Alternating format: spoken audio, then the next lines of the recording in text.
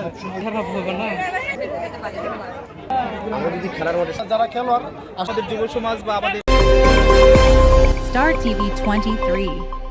আমাদের যে ইয়ং সমাজ যুবকরা তারা যদি খেলাধুলার মতো থাকে তাহলে আমরা একটা বিশাল ধারা থেকে বাঁচি, যে ধারাটা হচ্ছে মাদক।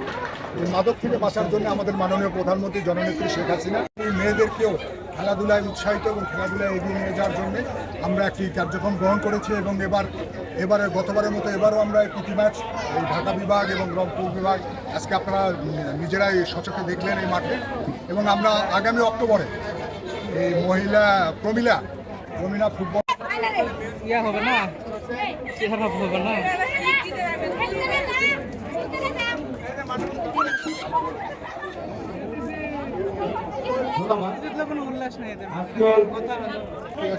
আমরা সবসময় চাই এই নওগাঁতে সারা বছর খেলাধুলার মধ্যে আমাদের যারা খেলোয়াড় এবং যাদেরকে আমরা ভবিষ্যতের খেলোয়াড় হিসেবে দেখতে চাই তাদেরকে বাতিব্যস্ত রাখা। এবং আপনারা জানেন আমাদের মরহুম আব্দুল জলিল আমাদের প্রিয় নেতা, উত্তরবঙ্গের কৃতি সন্তান, তার নামে আমরা এই আব্দুল জলিল গোল্ড কাপ চতুর্থবারের মতো আমরা এবার অনুষ্ঠিত হতে যাচ্ছে। এবং গত কয়েকদিন আগে 5 জুলাই আমাদের মাননীয় খাদ্যমন্ত্রী এই টুর্নামেন্টের উদ্বোধন ঘোষণা করেছেন এবং তিনি উপস্থিত ছিলেন। আমি তো জেলা প্রশাসক, তার সঙ্গে আমার কথা হয়েছে এবং আমরা একটি রেজুলেশনও নিয়েছি যে আমাদের নওগাঁ স্টেডিয়ামটি একটি আধুনিক স্টেডিয়াম করার জন্য, এবং তারা আমাদেরকে কথাও দিয়েছে। এবং আমি বলেছি এই সরকারের আমলেই এবং আমাদের নওগাঁতে দুজন মন্ত্রী আমরা এখন পেয়েছি, এবং আমরা আশা করি এবং তাদের যে কমিটমেন্ট এবং তারা কথা দিয়েছে, এবং ইনশাল্লাহ আমরা এই গভর্নমেন্টের আমলে আমরা নওগাঁতে একটি সুন্দর একটি আধুনিক মডেল স্টেডিয়াম আমরা উপহার দিতে পারব। অনেক ধন্যবাদ।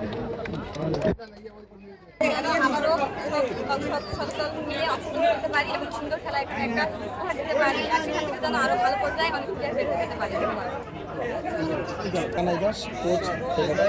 ঘটনা হলো আপনারা তো দেখতেছেন বিগত দিনে যে আমাদের সাব গেমসে মেয়েরা অনেক বাংলাদেশের সুনাম বয়ে আনছে, কিন্তু আমরাও চাই গ্রামগঞ্জে থেকে যারা খেলোয়াড় আসলে কিন্তু মূলত গ্রামগঞ্জের থেকে রুট পর্যায়ে কিন্তু মেয়েরা আসতেছে। অনেক বাড়িতে আমি অনেক বাড়িতে গিয়ে আমি টেনে আনা প্র্যাকটিস করাইতেছি।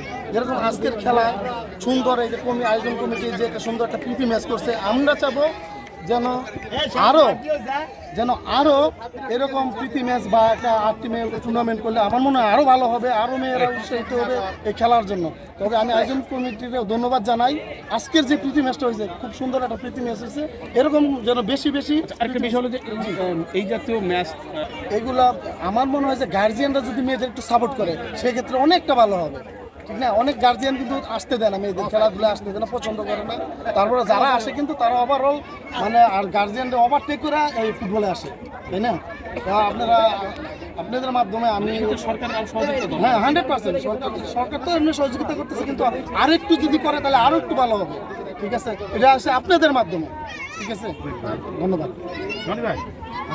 মানুষ হিসেবে গড়ে তুলতে হলে খেলাধুলার কোনো বিকল্প নেই। যেমন প্রমিলা প্রীতি ম্যাচগুলো হচ্ছে মেয়েদের, এই ম্যাচগুলো বেশি আয়োজন করতে হবে, মানুষকে একটু মাঠমুখী করতে হবে, মাঠে রাখতে হবে, যাতে করে আমাদের নতুন সমাজ বা ছাত্র সমাজ এরা নষ্ট না হয়ে যায়, মোবাইল ফোনের গেমসের দিকে আসক্ত না হয়, ইভেন যে খারাপ কাজগুলো মাদকে আসক্ত না হয়। এরকম আয়োজনের মাধ্যমে দর্শকদের মাঠমুখী করতে হবে, তাহলে আমাদের যুব সমাজ বা আমাদের ছাত্র সমাজরা মাদক থেকে দূরে থাকবে, মোবাইল ফোনের গেম থেকে দূরে থাকবে, একটা সোনার বাংলা গড়ে উঠবে।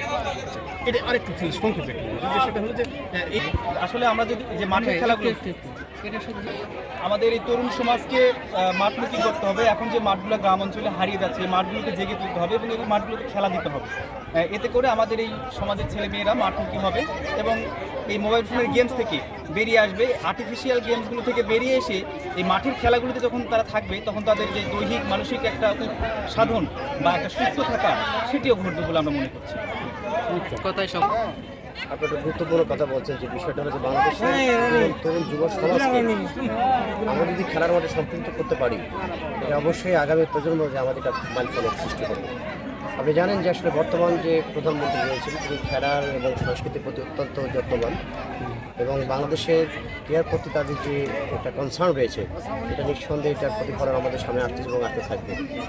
একটা গুরুত্বপূর্ণ বিষয় হলো যে বর্তমান যে যুব সমাজ মারাত্মকভাবে যারা মাদক আসক্ত হচ্ছেন, বিভিন্ন ইপিজিং ফেসবুক সহ মানে ক্ষতিকারক যে গেমগুলোতে তারা চলাচ্ছে সেদিক থেকে তাদেরকে ফিরে আনতে হবে এবং ফিরে আনতে হলে অবশ্যই আমাদের মাঠে গেমগুলো বাড়াতে হবে এবং গেম বাড়ানোর ক্ষেত্রে আপনি দেখছেন যে আজকে এই যে নওগাঁ মোটামুটি জলিল বলটা ফুটবল টুর্নামেন্টের যে জমকালো বর্ণাঢ্য আয়োজন স্থানীয় যেভাবে আয়োজন প্রতি বছর তারা করে এইভাবে আমি আশা করি যে প্রত্যেকটি জেলায় প্রত্যেকটি গ্রামে প্রত্যেকটি ইউনিয়নে তৃণমূল পর্যায়ে যদি এইভাবে স্পোর্টসের বা ফুটবল সব ধরনের খেলাধুলা আয়োজন করা যায় অবশ্যই আমাদের ছেলেরা খারাপ জায়গা থেকে বের হয়ে এসে অবশ্যই তারা আগামী দিনে একটি ভালো দিকের মানে নির্দেশনা পাবে এবং সেখানে তারা ভালো ফুটবল খেলবে এবং দেশের কল্যাণে এগিয়ে যাবে এটা আমাদের প্রত্যাশা।